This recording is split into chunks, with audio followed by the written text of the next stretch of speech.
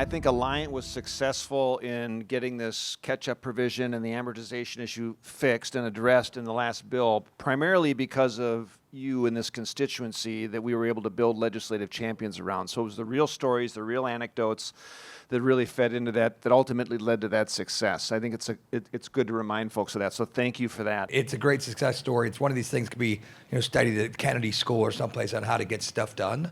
Yeah. It really is. It's an amazing thing. Where we had the chairman of the Tax Writing Committee, the Ways and Means Committee, came to Houston, sat with us right here in these offices. We talked through the mechanics of what 174 meant to smaller businesses and how they were in a fundamentally different position than larger businesses in their ability to finance the 5-year amortization, really 6-year amortization period. Senator Mike Crapo, who is the chairman was now the chairman of the Senate Finance Committee, again, Tax Writing Committee, probably the most pivotal person in all this.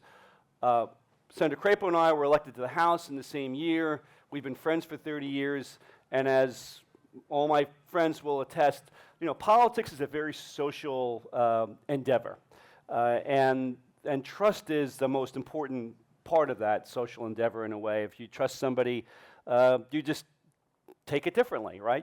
I trust him, he trusts me. It's ultimately being able to tell these real life stories of real constituents of what happened to them and showing them the actual math, because it was just, as you said, well, Congressman Paul, it was blinking when they said, oh yeah, these folks went from being up 80,000 in tax to down, 400,000 in tax. This is hopefully one of the reasons why you associate with us. It's like, before I was talking about the breadth of talent in our strategic advisory board and how it's yours really to use and leverage.